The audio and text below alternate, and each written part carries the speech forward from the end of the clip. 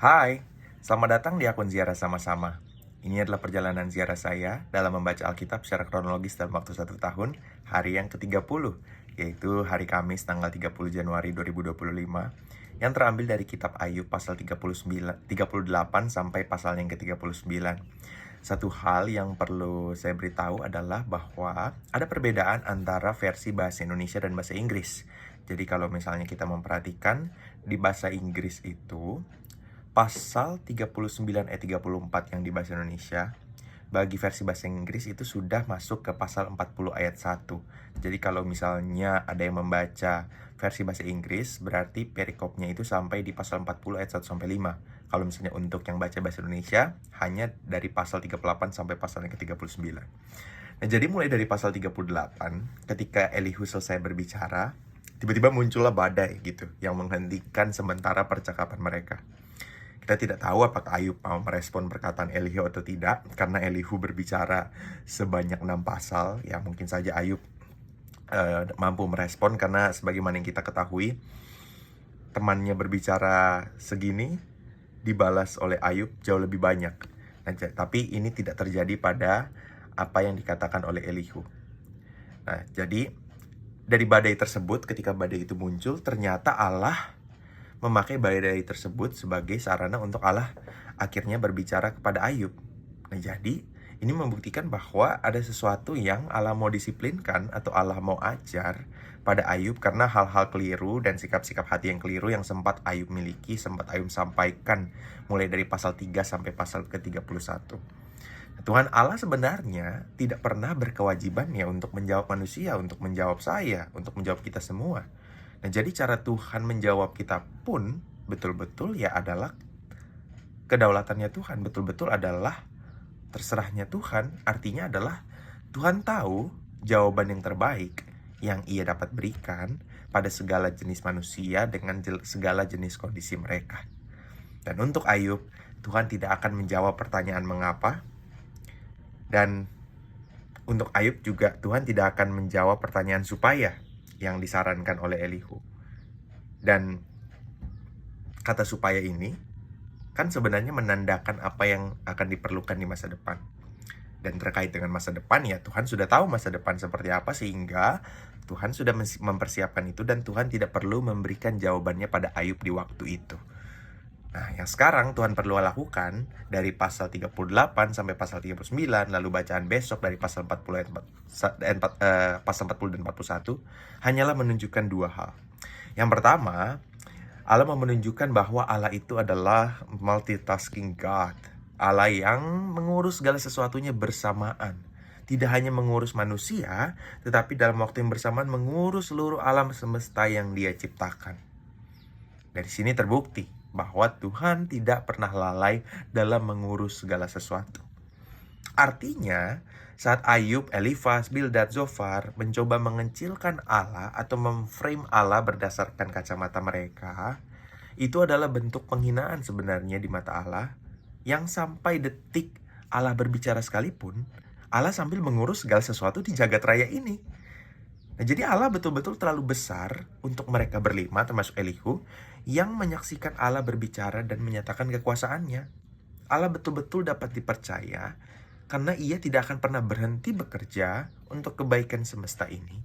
Meskipun manusia telah jatuh dalam dosa, atau meskipun si jahat masih berusaha untuk membuat manusia dan semesta ini jatuh semakin dalam. Nah, jadi pasal 38 juga menunjukkan bahwa selain tadi Allah itu memang multitasking God, tetapi yang kedua, Allah juga adalah penyebab pertama dari adanya sukacita. Pasal 38 ayat 7 mencatat bahwa sorak-sorai dari malaikat, sorak-sorai dari seluruh alam dapat terjadi ya karena perbuatan dari tangan Allah sendiri. Nah, seandainya Ayub dapat memahami hal ini, artinya bahwa Tuhan sedang ingin mengingatkan mereka berlima, khususnya Ayub, bahwa kemalangan yang terjadi sekarang adalah hal-hal yang benar-benar sifatnya sementara, tidak pernah permanen.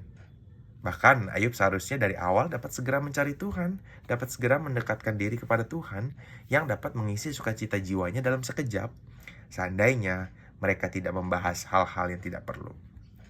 Allah mau menunjukkan bahwa dengan dirinya yang dapat mengendalikan segala sesuatu di jagat raya ini secara bersamaan, terang dan gelap, dasar bumi, lautan, matahari, isi bumi, dunia orang mati, salju, hujan, kilat guru, padang gurun, padang belantara, awan-awan, segala permata dan logam di bumi, bahkan seluruh konstelasi bintang di angkasa. Manusia, siapapun dia. Kalau misalnya Tuhan bawa ke ruang kerjanya Tuhan, seharusnya hanya dapat diam, hanya dapat terpaku, hanya dapat melongo, menyaksikan karya Tuhan yang begitu besar. Bahkan di pasal 39 menjadi cara Allah untuk mengingatkan Ayub bahwa selain hal-hal yang besar yang Tuhan sedang kerjakan dalam waktu bersamaan, Tuhan juga memperhatikan makhluk-makhluk yang tidak lebih mulia dari manusia, yaitu hewan-hewan. Tuhan memilih contoh 7 binatang: kambing, singa, keledai, lembu, burung unta, kuda, dan juga elang. Cara mereka hidup, cara mereka mendapat makanan, cara mereka berpindah-pindah tempat karena musim-musim yang berbeda, cara mereka untuk beranak dan bertelur, cara mereka untuk memiliki insting bertahan hidup. Bahkan semua hal-hal tersebut Tuhan atur untuk 7 binatang ini dan bahkan untuk binatang-binatang yang lainnya. Nah, ini berarti bahwa Tuhan ingin berkata kepada Ayub yang saya pelajari dari pasal 39 ini, bahwa binatang-binatang ini saja Tuhan mau pelihara. Apalagi diri Ayub. Ayub saja tidak sanggup mengurus alam semesta dan bahkan mengurus ternak yang skalanya satu bumi sebaik yang dilakukan oleh Tuhan Allah. Yang berarti bahwa Tuhan segala pengelola terbaik satu alam semesta yang seharusnya diyakini dan dikasihi oleh Ayub dengan segenap hati. Tuhan mau menunjukkan pada Ayub bahwa semua hal di alam semesta ini betul-betul ada dalam kendali Tuhan. Iman Ayub seharusnya bisa kembali, bisa melesat, bisa melejit kepada level logam yang termulia, karena dia diperkenalkan sendiri oleh Tuhan Allah tentang apa yang Tuhan Allah lakukan. Nah, jadi akhirnya perikop ini diakhiri dengan pasal 39 ayat 34-38, yang mana Tuhan memberi kesempatan sebenarnya pada Ayub untuk berbicara, menanggapi Tuhan. Puji Tuhan, Ayub betul-betul terpaku dan mulai untuk rendah hati.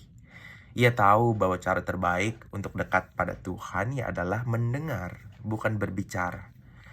Saya belajar secara pribadi bahwa ternyata dalam kehidupan doa dan firman, yang seharusnya dilakukan adalah lebih banyak mendengar Tuhan, lebih banyak meresponi firman Tuhan, dibandingkan dengan kita berbicara semua hal yang mau kita katakan. Memang benar bahwa respon terbaik adalah, kita sebenarnya hanya bisa berkata kepada Tuhan, sebagaimana yang Samuel pernah katakan, berbicaralah ya Tuhan, sebab hamba-Mu ini siap mendengar. Nah, saya secara pribadi, kalau saya jadi Ayub, meskipun ada perasaan takut, perasaan bersalah karena sempat salah bicara nih, tetapi perasaan tersebut telah berubah, telah hilang sekejap menjadi sukacita dan kekaguman yang tak terbayangkan. Nah, bayangkan karena ini pertama kalinya Ayub dapat berjumpa dengan Tuhan. Sekarang matanya sendiri menyaksikan Tuhan yang berbicara. Dalam hati Ayub mungkin saat ini berteriak dan sekaligus menangis karena terharu, menangis karena bersukacita. Mungkin saat itu hati Ayub berkata, Tuhan, tell me more about you, tell me more about your deeds in our universe, tell me more. Suaramu lah yang kuinginkan selama ini ya Tuhan. Inilah kondisi terbaik yang terindah dalam hidupku. Teruslah berbicara ya Tuhan, karena perkataan-perkataan-Mu lah yang sanggup membangkitkan orang mati, yang sanggup membangkitkan mental yang mati, seperti aku sekarang. Berbicaralah terus kepada Tuhan, jangan berhenti ya Tuhan. Mungkin Ayub mentalnya atau hatinya atau batinnya berteriak seperti itu karena saking sukacitanya, saking terharunya. Puji nama Tuhan. Satu momen perjumpaan dengan Tuhan selalu adalah pengubah segalanya. Bagi hidup orang-orang percaya, bagi Ayub, bagi saya, dan semoga bagi kita semua. Kira-kira beberapa hal itu saja yang bisa saya bagikan. Puji nama Tuhan dan Tuhan Yesus memberkati.